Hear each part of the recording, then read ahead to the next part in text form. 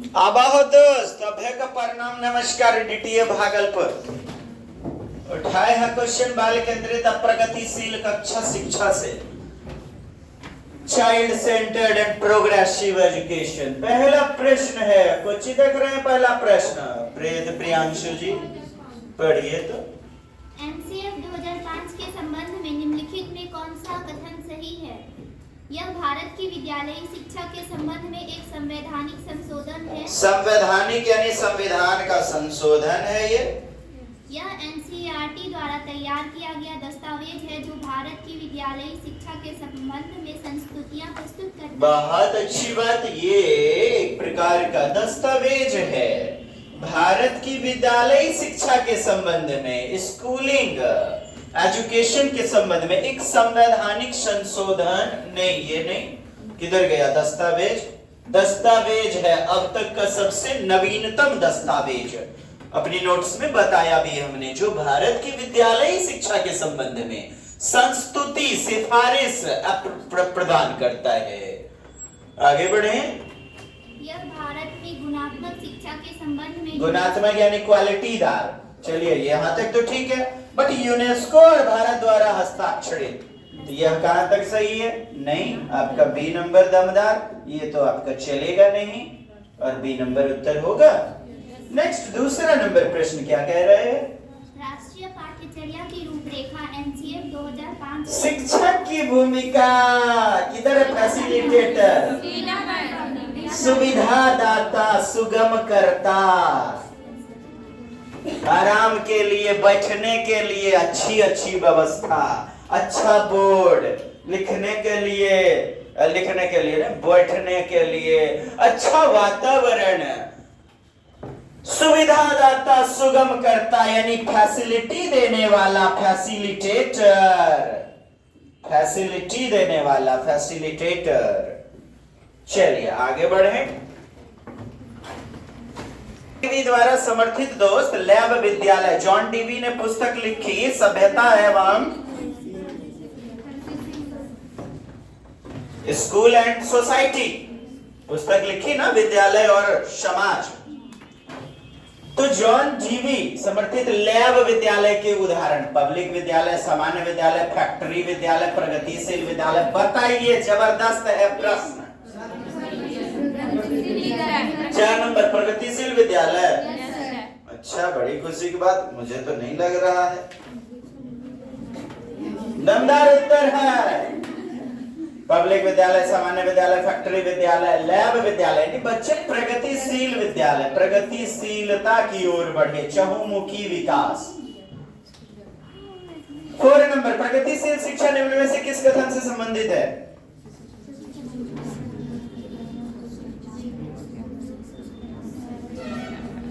जी बताइए। बहुत बेहतरीन, बी नंबर। ज्ञान प्रत्यक्ष मूर्त अनुभव और सहयोग, कोलैबोरेटिव से उत्पन्न होता है, कोलैबोरेटिव। बाकी इसमें क्या गलत देख लिया आप मुझे बताइए,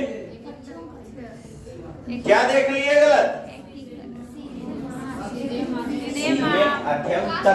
तथ्यों के एकत्रीकरण, रटत विद्या, कौशल में प्रवीणता के साथ सीधे मार्ग पर चलता है।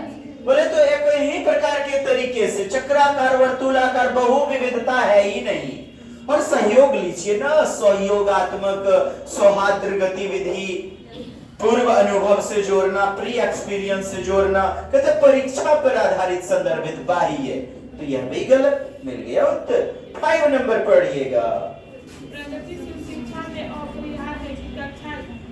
क्या है? प्रगतिशील कक्षा में अपरिहार्य है कि लोकतांत्रिक होता है और समझने के लिए बच्चों को पर्याप्त स्थान दिया गया होता है, शिक्षक के पूर्ण नियंत्रण में होता है, अपरिहार्य अधिनायकवादी होता है, लोकतंत्रवादी, समझने के लिए बच्चों के प्रयास स्थान दिए जाते हैं, पर्याप्त स्थान दिए जाते हैं।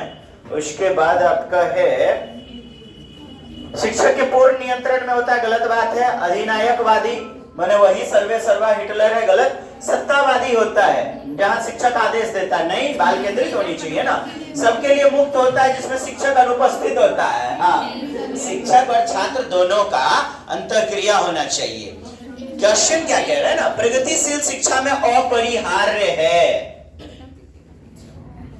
कि,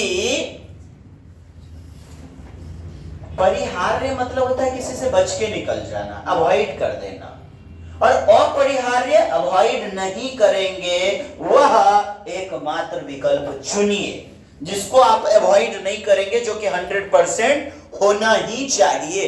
तो क्या होना चाहिए दोस्तों? एक नंबर, बाल केंद्रित को ही तो लोकतांत्रिक भी कहते हैं, लोकतांत्रिक गतिविधि, प्रजातांत्रिक शिक्षण गतिविधि, और समझने के लिए बच्चों को पर्याप्त स्थान दिया गया होता है। बिल्कुल आप पाएंगे उत्तर दमदार है।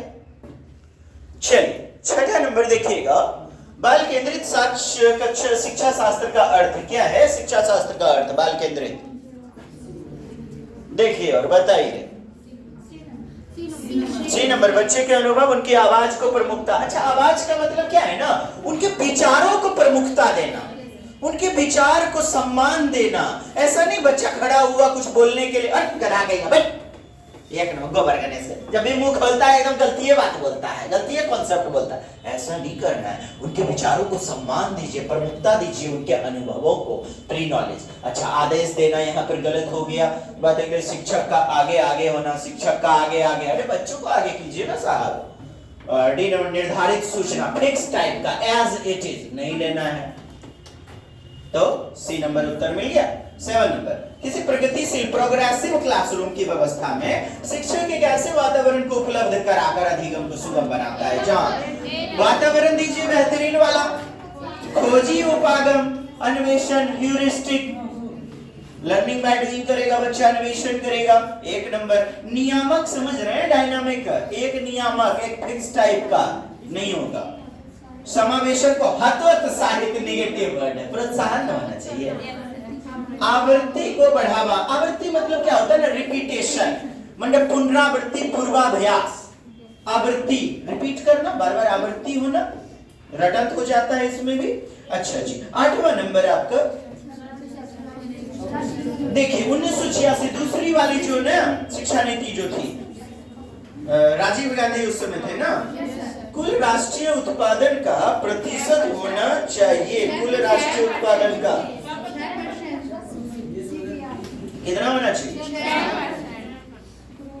1986 के अनुसार निवेश कुल राष्ट्रीय उत्पादन का, राष्ट्रीय शिक्षा नीति 1986 के अनुसार प्रतिशत होना चाहिए, 6%। नई शिक्षा नीति आप जान रहे हैं, नई शिक्षा नीति 2020, नई शिक्षा नीति 2020, उसमें क्या दिया गया? जीडीपी का 6% होना चाहिए, 6%। ये क्वेश्चन कुछ इस प्रकार से है, ये नई शिक्षा नीति 1986 के बाद अभी के अनुसार या वर्तमान अनुसार, वर्तमान यानी कि NEP 2020 में जीडीपी का, सकल घरेलू उत्पाद, ग्रॉस डोमेस्टिक प्रोडक्ट का 6% शिक्षा पर खर्च करना है, शिक्षा पर निवेश करना है। तो 6% हमारा उत्तर होगा। मतलब 1986 में जो दूसरी शिक्षा नीति, पहले 1968 में बनी हुई थी, दौलत सिंह कोठारी कमीशन, और 34 साल बाद जो है के कस्तूरी रंगन, कृष्ण स्वामी कस्तूरी रंगन, नहीं इसरो के, तो 34 साल बाद NEP 2020 आई, और इसके अनुसार जो है 6% जीडीपी होगा। बताइए दिक्कत है? ऑपरेशन ब्लैक बोर्ड, ये देखिए, ऑपरेशन ब्लैक बोर्ड 1986 में आया और 87 में लागू हुआ, 87 में लागू हुआ। बैठने के लिए उचित व्यवस्था, बोर्ड, चौक, प्लेग्राउंड, 2 से ज्यादा, कम से कम 2 ही पहले जो है ना थे, एक बरामदा कम से कम होना चाहिए, 2 कमरे कम से कम होने ही चाहिए, उन्हें एक बरामदा होना चाहिए ना। ऑपरेशन ब्लैक बोर्ड आप समझिए, ब्लैक बोर्ड, पहले के समय में बोर्ड वगैरह नहीं थे, पहले के समय में इक्का दुक्का देख लिए बहुत हो गया। तो ऑपरेशन ब्लैक बोर्ड परिणाम था कोठारी आयोग का, राष्ट्रीय पाठ्यचर्या रचना 2005 का, शैक्षिक योजना 1986, राष्ट्रीय पाठ्यक्रम संरचना 2000 ईस्वी का। बताइए क्या होना चाहिए? सी नंबर, बड़ी खुशी की बात, आप समझदार हैं।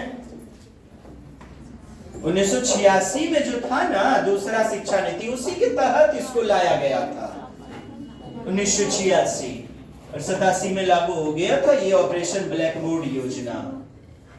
कंप्यूटर के कौशल को बढ़ावा देने की बातें आई हुई थी, राजीव गांधी थे ना उस वक्त पीएम। अच्छा दोस्त, 10 नंबर प्रश्न है बाल मनोविज्ञान यानी चाइल्ड साइकोलॉजी। अच्छा, चाइल्ड साइकोलॉजी के पिता कौन कहे जाते हैं? जीन पियाजे। बाल मनोविज्ञान के पिता जीन पियाजे। अच्छा, मनोविज्ञान का पिता कौन कहा जाता है? William James. जेम्स नहीं कहे जाते हैं तो विलियम बुंट को कहते हैं। आधुनिक मनोविज्ञान के पिता, शिक्षा मनोविज्ञान के पिता थॉर्नडाइक। खा के बैठ गए, कीजिएगा। बताइए, पता चला मंदोदरी जो है किसकी पत्नी थी? तो बोलते हैं राम जी की, भावो लगेंगी। क्या बोले ये बात? रुकिए आप, बताइए क्या हो जाएगा? विलियम बुंट ने प्रथम मानव प्रयोगशाला जो है ना 1879 जर्मनी के लिपजिंग शहर में, तो विलियम बुंट को क्या कहेंगे हम? मनोविज्ञान का पिता कहेंगे, मनोविज्ञान का पिता, फादर। अच्छा, विलियम जेम्स फिर शब्द का प्रथम प्रयोग किया, आधुनिक वाले का है ना। चलिए, आप जो बोलते हैं मान लेते हैं। खैर, फिलहाल क्वेश्चन पे पढ़ते हैं आगे, अपने नोट्स को उल्टाएं। बाल मनोविज्ञान के आधार पर कौन सा कथन सर्वोत्तम है? सारे बच्चे एक जैसे होते हैं क्या? बताइए। प्रत्येक बालक अपने अपने विशिष्ट होता है, प्रत्येक बच्चा विशिष्ट होता है। कुछ बच्चे विशिष्ट होते हैं, कुछ बच्चे एक जैसे होते हैं। नहीं साहब, प्रत्येक बच्चा सीखने के लायक होता है, योग्य होता है, प्रत्येक बालक विशिष्ट होता है। और बी नंबर आपका उत्तर होगा। आगे बढ़े। बेसिक शिक्षा, बुनियादी शिक्षा, महात्मा गांधी का प्रयास आप जानते ही हैं। बुनियादी शिक्षा किस पाठ्यक्रम पर बल दिया हुआ था? तो किस पाठ्यक्रम पर बल दिया? बेसिक शिक्षा। बताइए। नृत्य कला, हस्तकला, हस्तकरघा, हथकड़ा, पुस्तक कला केंद्रित, संगीत कला। अच्छा, हस्तकला में क्या? इनोवेटिव आइडियाज, तरह तरह के कुशल जो है ना, कुशलता को प्राप्त करना। बताइए, अब मारिए उत्तर। हस्तकला 1937 ईस्वी के करीब जो है ना, यह हस्तकला पर केंद्रित जो है, माने आर्टिस्टिक स्किल को डेवलप करने वाला कौशल। बी नंबर बेसिक शिक्षा। राष्ट्रीय पाठ्यचर्या की रूपरेखा एनसीएफ 2005 के अनुसार गणित शिक्षण का मुख्य उद्देश्य क्या? बच्चों का अंक गणित देना, अर्थमेटिक। तो फिर ज्योमेट्री कहाँ गया? फिर उसके बाद ट्रिकोनोमेट्री कहाँ गया? ये सारी चीजें होनी चाहिए। और मेन लक्ष्य होता है बच्चे में, जैसे लॉक महोदय कहते हैं, बच्चों में गणितीयकरण कर देना, सोच विचार की प्रक्रिया का। बच्चों में गणित के प्रति रुचि पैदा करना, अच्छी बात। बच्चों में तार्किक चिंतन तथा समस्या समाधान योग्यता का विकास करना। देखिए, आपका जो है इन सब में सबसे दमदार रुचि पैदा करना, और फिर देखिए ना तार्किक चिंतन, समस्या समाधान योग्यता को बढ़ाना। कितना बेहतरीन विकल्प है। C number. बच्चों को संवेगात्मक विकास करना, इमोशनल ब्लैकमेल, इमोशनल जो डेवलपमेंट करना। बताइए, आप बी को मार रहे हैं या सी को? सी दमदार है साहब। माने ये है साली, ये है जेठ सास। किसके साथ रहिएगा रुपा मिलते रहेगा, एकरा साथ तो रुपा खर्चा होगा, एकरा गोर लगाएंगे रुपो भी मिलेगा। एक कट्ठा आधा कट्ठा हो सकता है, लिख भी सकती है। C number. बच्चों में तार्किक, संतोरा मिलना हमारा आना है मिलना, नंबर जड़ साथ है बेर नहीं किया। तार्किक चिंतन तथा समस्या समाधान योग्यता का विकास करना, यानी समस्या का हल के समाधान के प्रति कौशल विकसित करना। सी 13 नंबर प्रश्न कहता है साहब क्या, पढ़ लीजिएगा। बच्चों में ज्ञान की रचना करने और अर्थ का निर्माण करने की क्षमता होती है। ज्ञान का निर्माण, अर्थ का निर्माण करने की क्षमता होती है। इस परिप्रेक्ष्य में एक शिक्षक की भूमिका, फिर वही बात है, शिक्षक आपने एनसीएफ 2005 में कई बार पढ़ा हुआ है। तालमेल बैठाने वाला, एकदम किसी तरह सेटिंग कर दो, तालमेल बैठा दो, संप्रेषक और व्याख्यान, लेक्चर मेथड नहीं चलेगा। सुगम करता, सुविधा दाता, फैसिलिटेटर। सी नंबर निर्देश की नहीं। चलिए ये साहब हो गए। आगे अगले प्रश्न को देख लेते हैं। चलिए तल्का मचाइए। प्रश्न आगे, आगमनात्मक तर्क के स्तरों में कौन सी शामिल नहीं है? देखिए कौन सा नहीं है। आगमनात्मक क्या बताइए, कौन सा शामिल नहीं होगा? अलगे टाइप का प्रश्न मिल रहा है ना, सोचिए तो। अच्छा, आगमनात्मक में क्या करते हैं? आगमन विधि में मूर्त से अमूर्त जाते हैं, मूर्त से अमूर्त, और निगमन में अमूर्त से मूर्त। पहले क्या आता है निगमन में? अमूर्त। यहाँ आगमनात्मक दिया है। आगमन में आप प्रयोग करते हैं लर्निंग बाय डूइंग मूर्त वस्तुओं के साथ। अवलोकन करते हैं यदि नदी, नाले, तालाब, पोखर का मूर्त वस्तु का अवलोकन कर रहे हैं। सामान्यीकरण, जो भी आपका सामान्यीकरण बोले तो जनरलाइजेशन, जनरलाइजेशन सामान्यीकरण जो मूर्त वस्तुएं हैं। अच्छा, हायर लेवल का मतलब अमूर्त चिंतन में कौन जा रहा है? डी नंबर, कल्पना करना। और यही तो आगमनात्मक तर्क के स्तर में कौन शामिल नहीं होगा?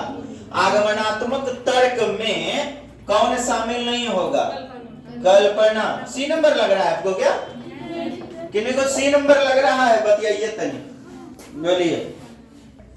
4 नंबर आपका होगा कल्पना।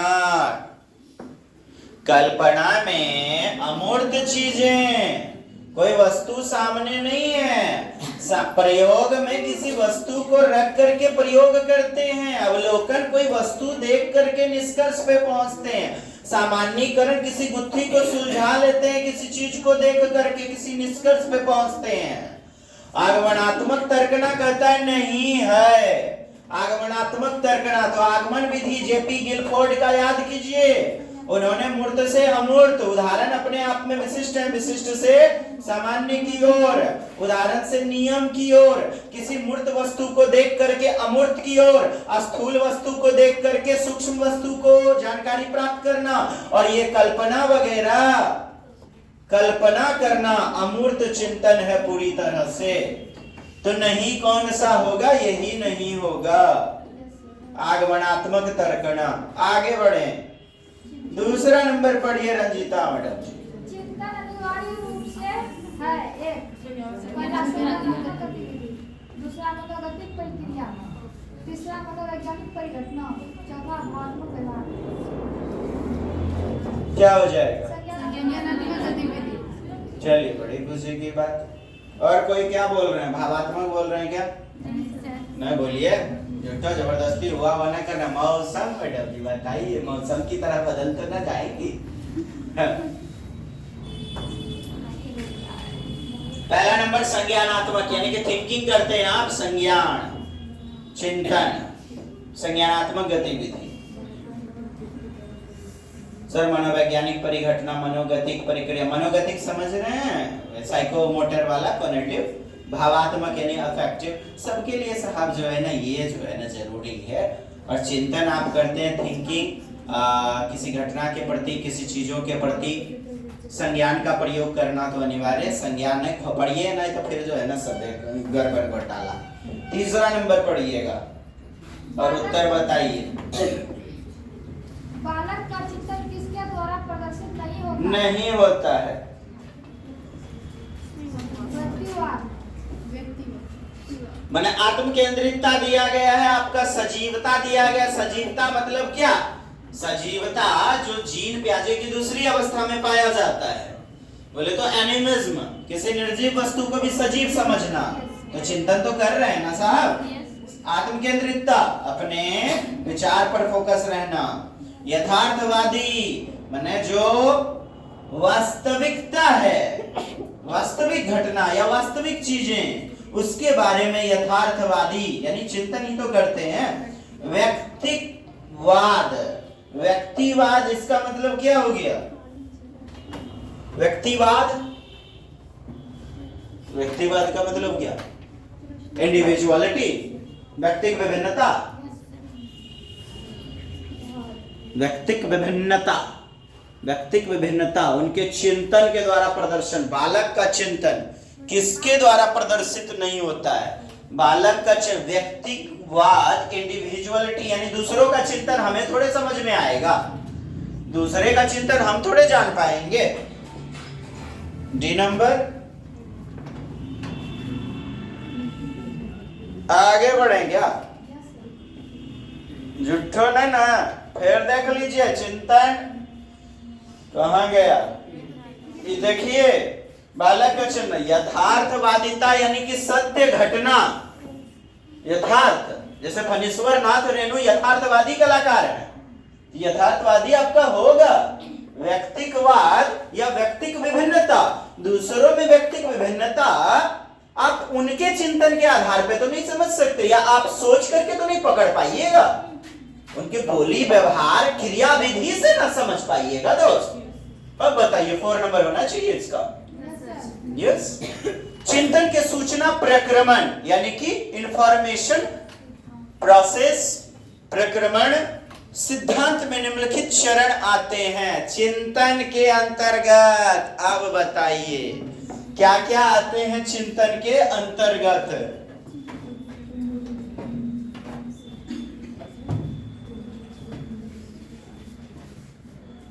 चिंतन के सूचना प्रक्रमण सिद्धांत में निम्नलिखित चरण आते हैं: प्रतिक्रिया क्रियान्वयन, प्रतिक्रिया चयन, पूर्व प्रक्रमण, श्रेणीकरण।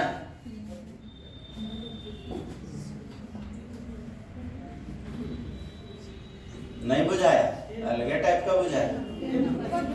प्रतिक्रिया का क्रियान्वयन, सूचना प्रक्रमण, सूचना को प्रोसेस करना, तो प्रतिक्रिया को क्रियान्वित करना, प्रतिक्रिया चयन करना, पूर्व प्रक्रमण से जोड़ना, श्रेणीकरण वर्गीकरण या एनालिसिस कर देना।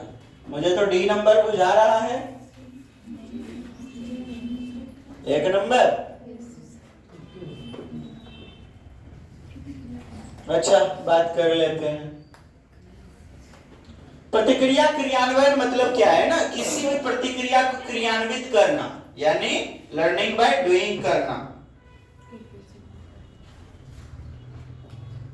और क्रिया विधि करके सूचना प्रक्रमण सिद्धांत में निम्नलिखित चरण आते हैं: प्रतिक्रिया क्रियान्वयन, प्रतिक्रिया का चयन। देखिए सूचना प्रक्रमण के चरण, सबसे पहले तो इसको लिख देते हैं। ये देखिए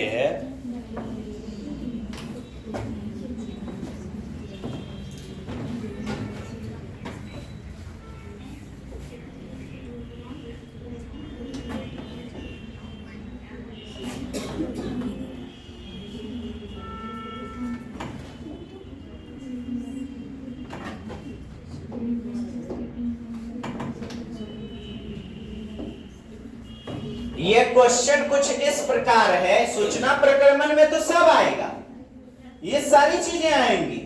ये जो है ना क्रम में आपसे पूछा गया कि चरण स्टेप क्रम से आते हैं, क्रम से आते हैं। तो क्रम के अनुसार कौन होगा?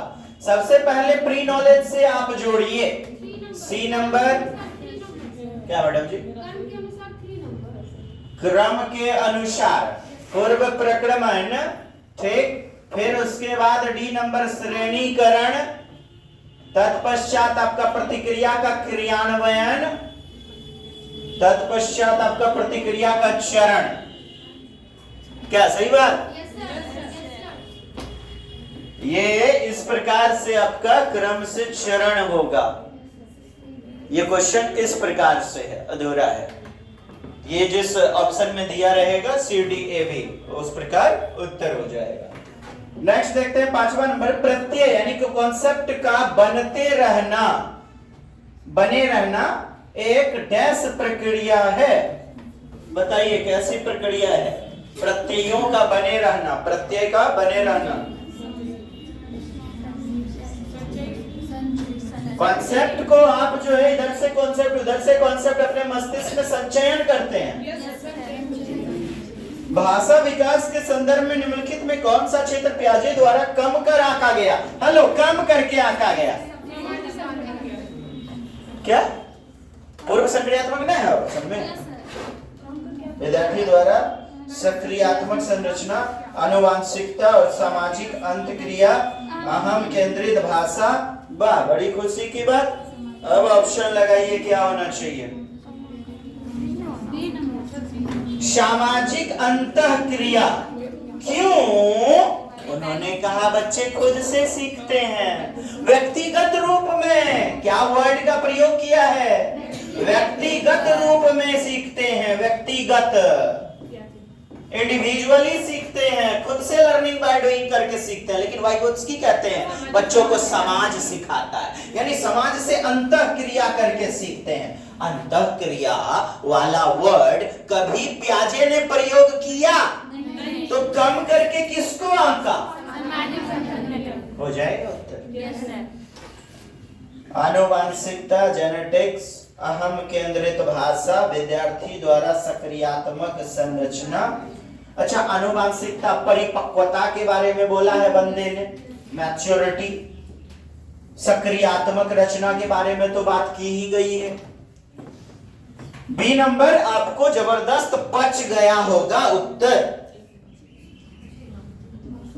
7वां नंबर, भाषा अवधोधन से अवबोधन यानी अंडरस्टैंडिंग, बोधन, अवबोधन, अंडरस्टैंडिंग से संबंध विकार है, भाषा से संबंधित। हेलो, किधर है?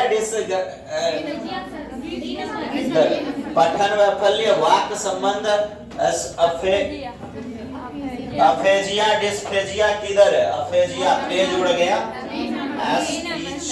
ये सी नंबर में अफेजिया, भाषाघात। जी, ये क्वेश्चन कई बार आया हुआ है। भाषा अवबोधन, बोलने में बच्चों को दिक्कत होती है। निगमनात्मक तर्कणा में शामिल है। निगमनात्मक बहुत अच्छी बात है। डिडक्टिव में कहता है विशिष्ट से सामान्य, ये तो इंडक्टिव में होता है। आगमन, ज्ञान का सक्रिय निर्माण और पुनर्निर्माण, आगमन विधि की बात है। अन्वेषण करके सीखना, जब आप उदाहरण से जाते हैं नियमों पर, ये तो सही बात। डी नंबर, सामान्य से विशिष्ट की ओर, ये हमारा उत्तर हो जाएगा। आउट ऑफ द बॉक्स यानी खुले अंत वाला चिंतन और रूढ़िवादी, मुक्त सिरे वाला, अनुकूल चिंतन, स्मृति आधारित चिंतन, रटाफिकेशन तो एक ही हो गया। अपसारी, क्या सी नंबर उत्तर हो जाएगा? बढ़िया है प्रश्न, चिंतनीय। नेक्स्ट आगे बढ़ो। अगला प्रश्न है दोस्त 10 नंबर, वाइगोत्स्की के अनुसार बच्चे स्वयं से क्यों बोलते हैं? अपने कार्य को दिशा देने के लिए, सेल्फ मॉनिटरिंग, कार्य को सुनियोजित करने के लिए, दिशा प्रदान करने के लिए। कहाँ दिक्कत है? परिवेशकों का ध्यान आकर्षित करने के लिए नहीं, स्वभाव से बहुत बातूनी होते हैं, टॉकेटिव होते हैं नहीं, अहम केंद्रित वर्ड तो इसने प्रयोग नहीं किया। बच्चे अपने कार्य को दिशा देने के लिए, सेल्फ मॉनिटरिंग, सेल्फ रेगुलेशन, कार्य को नियोजित करने के लिए। डी नंबर, अहम केंद्रित तो पियाजे के अनुसार होगा ना दोस्त। 11 नंबर, कौन सा सृजनात्मक क्रिएटिविटी से संबंधित है? अभिसारी, एकमात्र, सांवेगिक चिंतन, अहमवादी यानी अपने आप में निर्भर करना। चलिए, अभिसारी जिसमें पाया जाता है मौलिक चिंतन, खुले अंत वाले विचारशीला। 1 नंबर। 12, मध्य बाल्यावस्था। मध्य बाल्यावस्था की उम्र क्या हो जाएगी? 6 से 9 वर्ष। यदि हरलॉक की बात करें, आगे विकल्प कुछ अटपटा सा है, तब आपको भी बदलना पड़ेगा रॉस के अनुसार जाकर, पियाजे के अनुसार जाकर के। आइए मध्य बाल्यावस्था 6 से 9 वर्ष। अच्छा ये 609 वर्ष जो है आपका, ये तो अहम केंद्रित शब्द दिया है, ये तो पियाजे के अनुसार आपको ले लेना है। 6 से 9 वर्ष। अब देखिए 4 अवस्था है पियाजे की, उसमें कौन अवस्था में भेटा रहा है? पहली अवस्था 0 से 2 नहीं जाएगा, 2 से 7 वर्ष, 2 से 7 वर्ष में भी नहीं, 7 से 11 में लगभग मैच हो रहा है, लगभग 7 से 11 तीसरी अवस्था। आइए अब विकल्प देखिए, ईगोसेंट्रिसिटी पाई जाती है, सामाजिकृत बच्चा हो जाता है, समाजीकृत अहम केंद्रित, जीववादी, समाजीकृत, परिपक्व और परिपक्व नहीं तो बदहजमी वाला है। क्या होना चाहिए? जीववादी और समाजिक।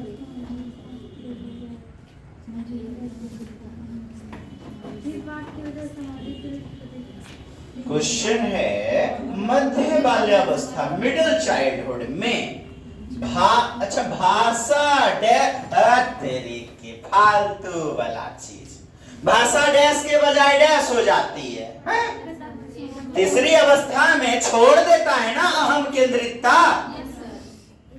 2 से 7 वर्ष में सर्वाधिक अहम केंद्रित भाषा पाई जाती है, कहा पियाजे ने, और विभिन्न छोड़ देता है 7 से 11 वर्ष में। क्या? अहम केंद्रित, अपने विचारों को ही सही मानने वाला लक्षण, खुद के ही बात पे हाँ मम्मा ये क्या है, मम्मा वो क्या है, दूसरे की भी बातों को सुनने लगता है, यानी समाजीकृत हो जाता है। अहम केंद्रित से समाजीकृत, ईगोसेंट्रिक से सोशल लैंग्वेज। किस ऑप्शन में? डैश के बजाय डैश अधिक है, अहम केंद्रित के बजाय समाजीकृत अधिक है। बताइए, अहम केंद्रित के बजाय समाजीकृत अधिक होगा, अहम केंद्रित के बजाय समाजीकृत अधिक होगा। मध्य बाल्यावस्था ये पच रहा है या दूसरा होना चाहिए? ये वाला माने समाजीकृत के बजाय, समाजीकृत के बजाय अहम केंद्रित अधिक है। ये बी नंबर कहां लागू हो रहा है? पूछा गया प्रश्न है और उत्तर क्या लेगा? B number. कहीं पढ़ने में तो गलती नहीं कर रहे हैं। मध्य बाल्यावस्था में भाषा डैश के बजाय डैश अधिक होता है, डैश अधिक है। 6 से 9 वर्ष, 6 से 9 वर्ष, 2 से 7 वर्ष और 7 से 11 वर्ष फिर ऊपर हो गया तीसरा वाला। कहीं मिडिल स्टेज को तो गलत नहीं समझ रहे हैं। यह बात तो आपका है सही है, आपका बी नंबर उत्तर होगा, यानी कि अहम केंद्रित होता है। ये दूसरी अवस्था का वर्णन कर रहा है। ये 6 से 9 जो है ना आपका 2 से 7 वर्ष वाले में इंक्लूड करेगा, 2 से 7 वर्ष के बारे में वर्णन करेगा। क्योंकि तीसरी अवस्था ये देखिए 9 से 11 वर्ष, ये तो ऊपर चला गया, ये दूसरी अवस्था के ही बारे में बात हो रही है। वही कॉन्सेप्ट जो हमने कहा कि दूसरी अवस्था में अहम केंद्रित रहती है सर्वाधिक रूप में, ज्यादातर रूप में, और ये पियाजे की दूसरी अवस्था में अहम केंद्रित रहता है ज्यादा अधिक रूप में। समाजीकृत खाली स्थान में समाजीकृत के बजाय अहम केंद्रित अधिक रहती है। ये हमारा बी नंबर उत्तर होगा, बी। इसलिए तो डिस्कस कर रहे थे। चलिए बी नंबर उत्तर हो जाएगा। नेक्स्ट बढ़े क्या या चर्चा कीजिए 12 पे फिर से बताइए।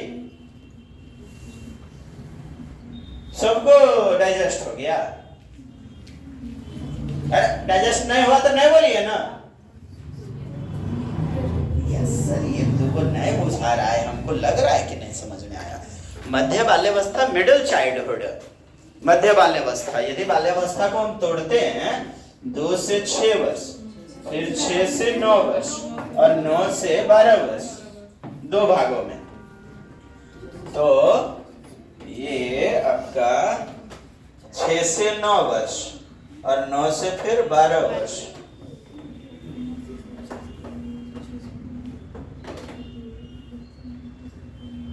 छह से 9, इसको उठा के 2 से 7 वर्ष, 2 से 7 वर्ष। तो ये पूर्व संक्रियात्मक अवस्था, प्री ऑपरेशनल स्टेज जीन पियाजे का, और इसमें अहम केंद्रितता सर्वाधिक पाई जाती है। देखिए दोस्त, बहुत जगह ये आपका पूर्व बाल्यावस्था और मध्य बाल्यावस्था को ना 6 से 11 वर्ष लिया गया है, और उत्तर वाले को 11 से 14 वर्ष लिया गया है। उत्तर वाले को 11 से 14, तो ये 6 से 11 वर्ष आपका इंक्लूड हो जाएगा पियाजे की तीसरी अवस्था में। ये 6 से 11 वर्ष पियाजे की तीसरी अवस्था में। आप सर्च करेंगे गूगल को भी, 2 मनोवैज्ञानिक हैं जिन्होंने ये वर्गीकरण लिया हुआ है उम्र का, बाल्यावस्था का, 2/3 वर्ष से 14 वर्ष तक। बात इतनी सी है, पियाजे का दूसरा वाला जो प्री ऑपरेशनल है, अर्थात 2 से 7, इसमें अहम केंद्रितता कूट कूट के पाई जाती है। बच्चा अपने टॉय से बात करेगा, अरे खाना खाया तुम, बच्चा अपने खिलौने से बात करेगा। 2 से 7 वर्ष, और 7 से 11 वर्ष में तीसरी अवस्था जो है पियाजे की, उसमें छोड़ देता है अहम केंद्रित, सामाजिकृत हो जाता है, सामाजिकृत। तो मध्य बाल्यावस्था जो लिया जा रहा है आपका, मध्य बाल्यावस्था 7 से 11 वर्ष, 7 से 11, ये तो फिर तीसरी अवस्था में चला जाएगा ना। तो तीसरी अवस्था में सामाजिकृत के बजाय अहम केंद्रित अधिक है। दूसरा नंबर विकल्प आपका ये। इसी क्वेश्चन को इंग्लिश में देखिएगा ना, बेहतर रूप में होगा।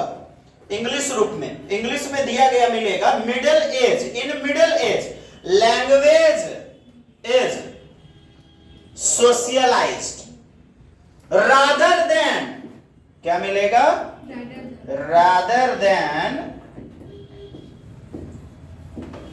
ईगोसेंट्रिक।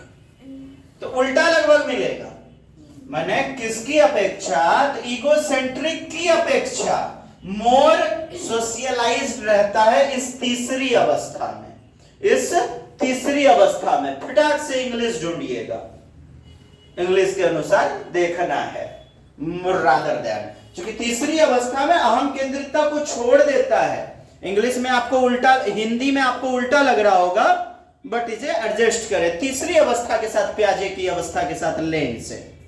चलिए, बहुत चर्चा हो गई, आगे बढ़ते हैं। बढ़े क्या?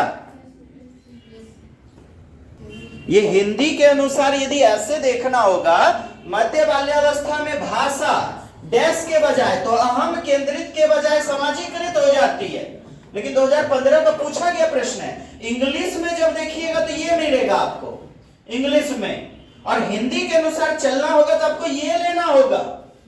ऐसा नहीं सीटेट आयोग ने उत्तर ले लिया था, बस हुआ करते चलेंगे, गूगल बाबा भी बता रहा है, क्योंकि भगवान ने नहीं डाला गूगल पे।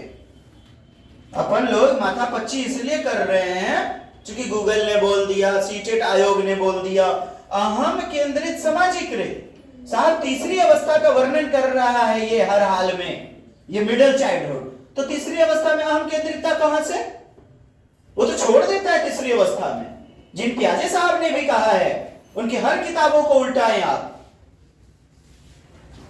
हम कैसे डायरेक्ट आंसर की ओर प्रवृत्त हो जाएं?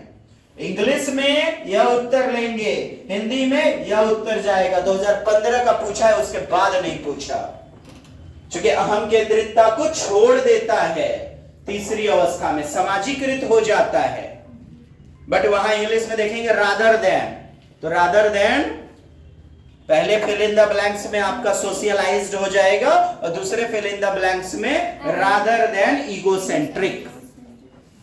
नेक्स्ट बढ़ते हैं साहब।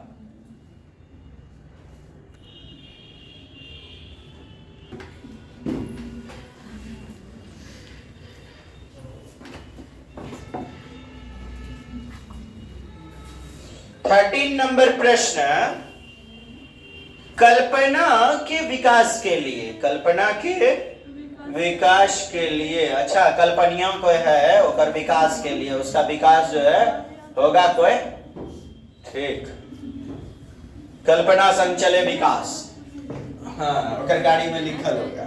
चलिए बताइए क्या होना चाहिए।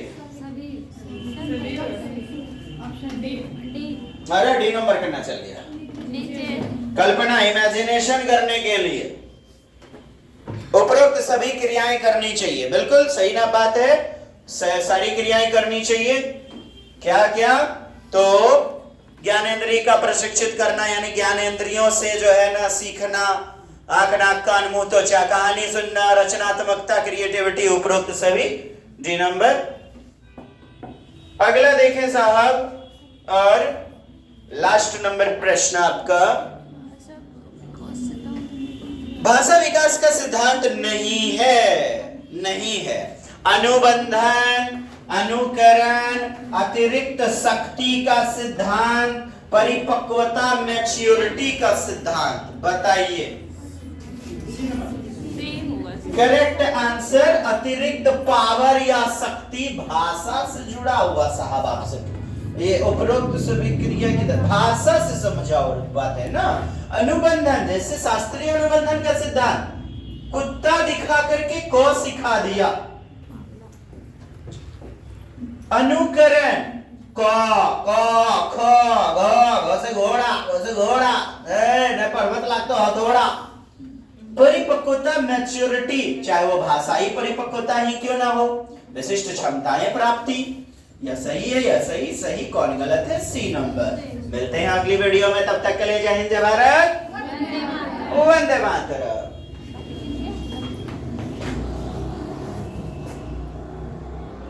ठंडी